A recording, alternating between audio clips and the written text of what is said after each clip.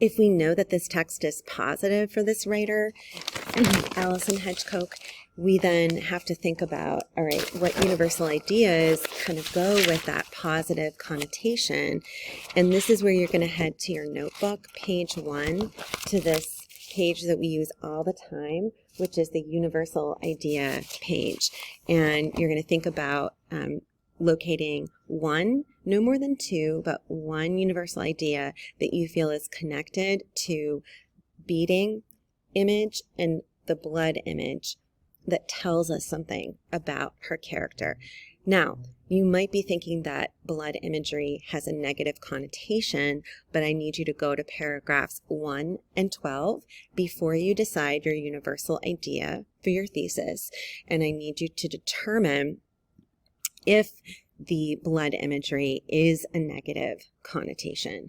So here's paragraph 1, and you can pause to read. As you read, please have it with you so that you're actually annotating on your own text.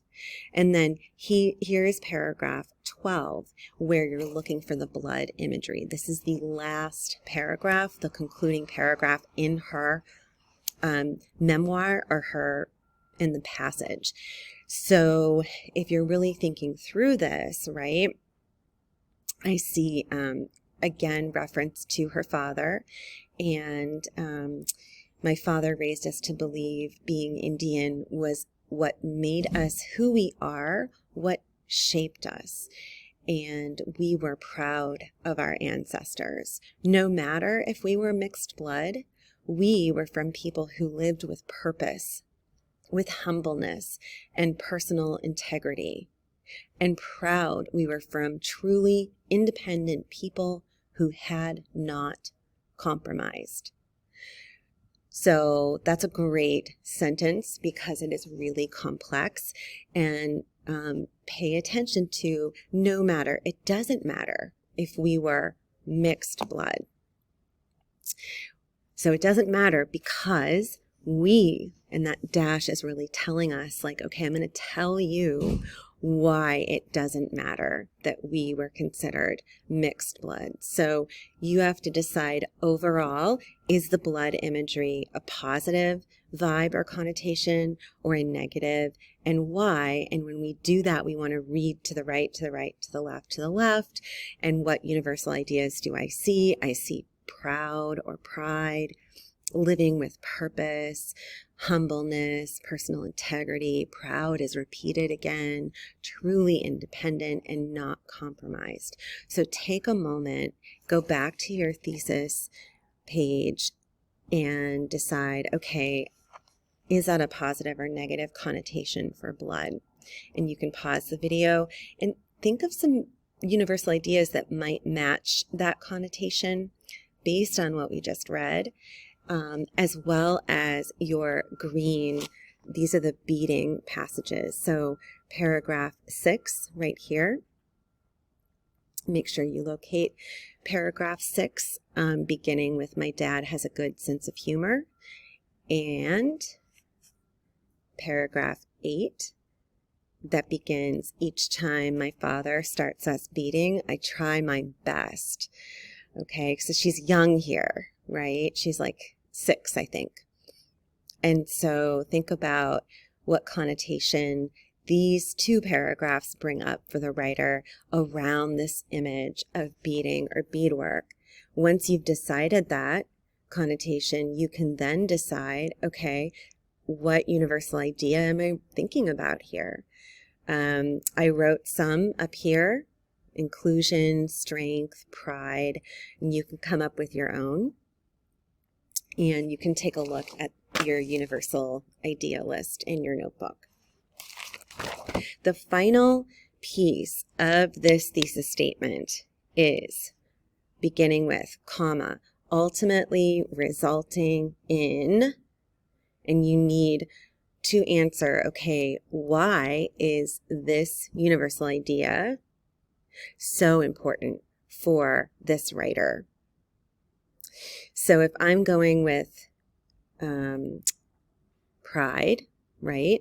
So if I say, in Rock Ghost Willow, dear author Alison Adele Hedge-Koch conveys how the images of beating and blood elicit pride, ultimately resulting in, well, how does pride affect you? How or why is pride important for you? And then bring it back into the text. Okay, how might it be important for this author? And come up with a phrase that might be important for her, and take a moment to do that. So this is not a quote.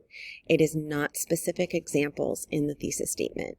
This is like a promise for what it is you're going to explore in your reasoning.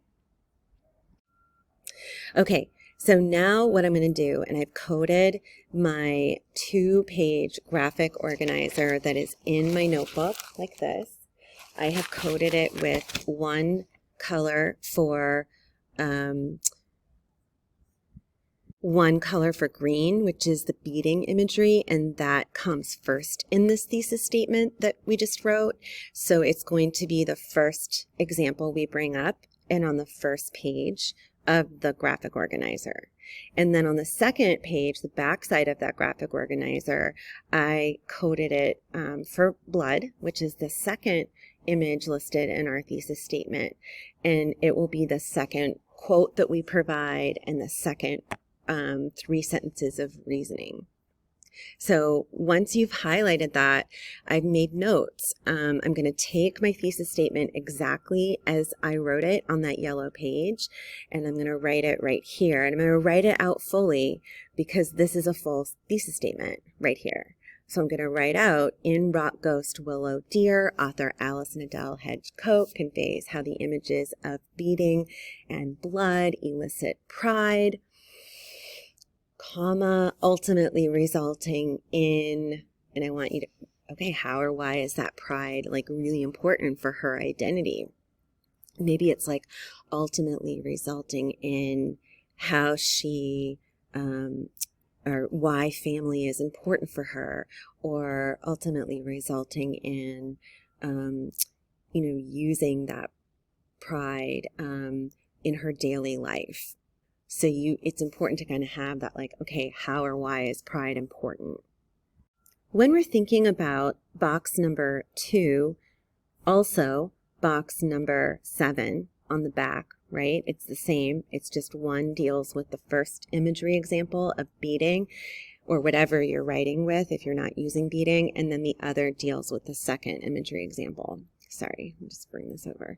So we need 1 or 2 sentences to really tell your reader of your essay why or what is this image. So in your own words, how would you explain what beating is based on what you know of the story and what the writer talks about around this image of beating? So you can use the sentence frame that I have, and then everything that I highlighted in green, you're going to replace with something about what you know about beating. So for instance, Alison Hedge-Koch uses beating imagery with the detail of, and then this is where you have to describe in your own words what beating is.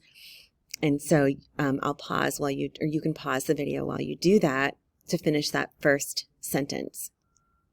Okay, the second sentence to introduce this beating imagery is, through this beating imagery, the author elicits or brings out a feeling of.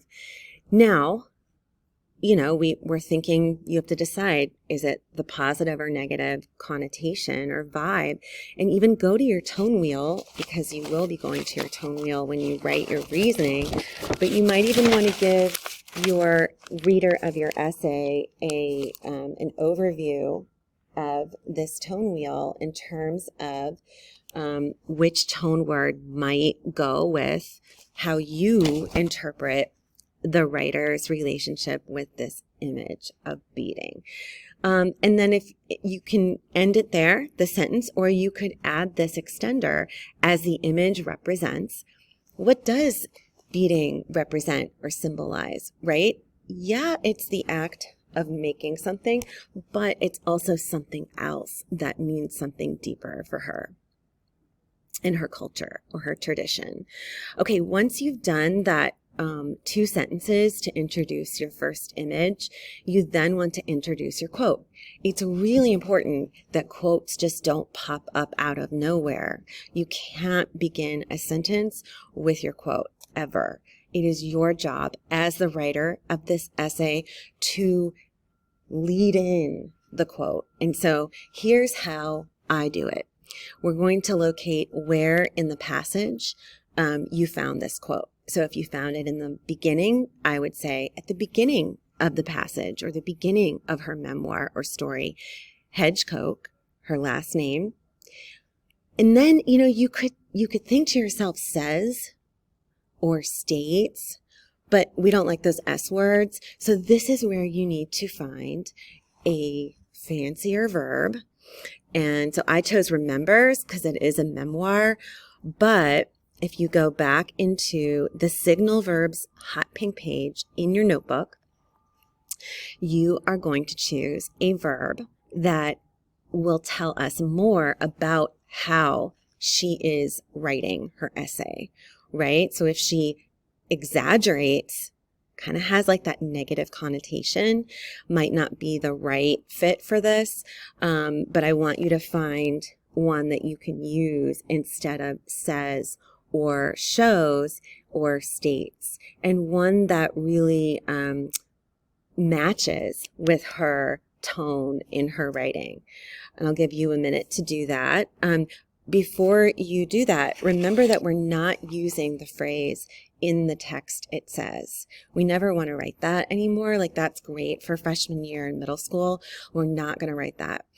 And I can talk to you about that in class, but really the text doesn't have a mouth. Like it can't literally say anything. The same thing for the phrase, this quote shows, right? We're never going to write that.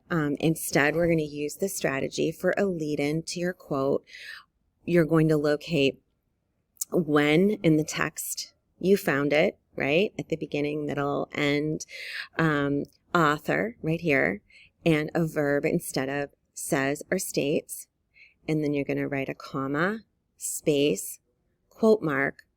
You're going to choose a quote that matches your image. So something about beading or beadwork or whatever image you're using first, and something that like really tells us more about her in her character. And you want it under 10 words. The idea is you don't want this like really, really long quote. We're more interested in how you write. I don't need to have the whole page written on your essay. And then you're going to do a quote mark again, and then a space, parentheses, which is this thing, spell out the word page, and then write the number of the page, another parentheses, and a period. Okay, so this is not my thing.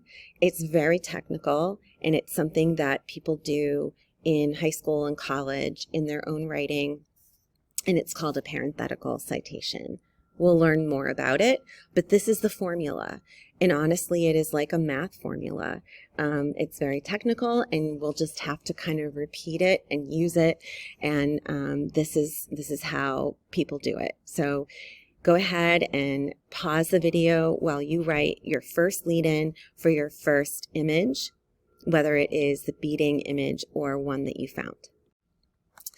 I actually forgot to say that really you should obviously choose your evidence first and then work backwards to do the lead-in, because you won't know what evidence.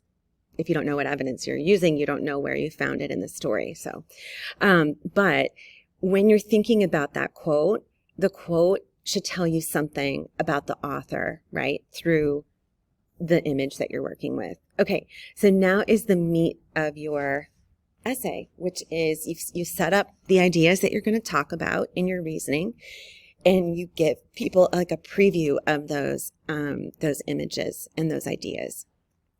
Essentially, right, reasoning is really getting you to think about how the images in this essay, how the images work to tell us more about the author's identity. And for reasoning, I also like to think about the impact or the effect of this imagery on the author. And this is where, okay, you're going to go to your tone wheel and you want to identify the impact or effect on the author using a level 2 or 3 tone word or words. I think 2 to 3 tone words is great because then it gives you more to write about. And when you're thinking on the tone wheel, it's like, okay, why accepted versus fulfilled, right? Is there a difference for you? So really think about and evaluate the words that you're choosing, those 2 to 3 tone words. Why this word and not that word? And that answer from you asking yourself that question is part of your reasoning. And whatever you think to that, like, okay, why did I choose this word and not this word? You're going to write that down because that can be included in your reasoning. And so remember what I said before about this orange reasoning guide. It's in your notebook. It's also right here. You want 3 sentences minimum of reasoning per quote at all times. Really, by the time you get to MCAS, you should be writing, sorry about that, you should be writing 4 sentences of reasoning. So for this essay, it is 3, and we're going to choose 1 frame from each of the 3 sections. I really like I said before, I really like specifically, the word blank indicates or suggests. What does it suggest or what does it tell us? And then I like this extension. This is a great little trick for really increasing your writing, which. Which what? Which conveys, which points out, which relates to, which connects with, which, right? I like this specifically reasoning frame because it forces you to go back into the text and to work with the quote you provided. And so a lot of times people just throw down a quote and then don't really deal with the words in the quote, and then you lose points. So this forces you to deal with specific words or phrases in the quote and pick them out and say, okay, I'm going to analyze this one particular word. So like maybe I would say if I'm talking about beating, and again, there's no right answer in writing in ELA. It's really you digging in and like questioning and thinking about things, but I might say like intention. What do I know about the word intention? And I might go back and say specifically the word, quote, intention indicates, and then I'm going to tell you like what it points out about the importance of this act of beating for the writer. Okay, so once you've written your 3 sentences of reasoning, you are going to repeat it for the second image that you have listed in your thesis, which if it's not the blood imagery that I modeled, it's whatever you decided, right? You do need a transition word or phrase to go from the first image of beating to this next one. And so you can choose one of these or come up with your own. And you can connect it to this statement or sentence that you write about what is blood imagery. And so a trick with this is, and I like finding this in the text, like look for the word blood in the text. How many times does the author use this word?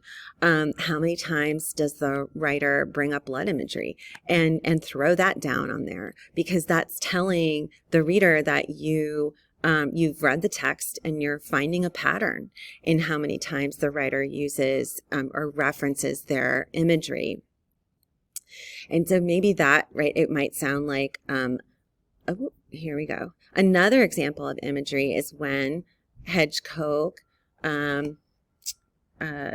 refers to blood throughout her text. She uses blood imagery blank number of times, and which conveys, what does that convey?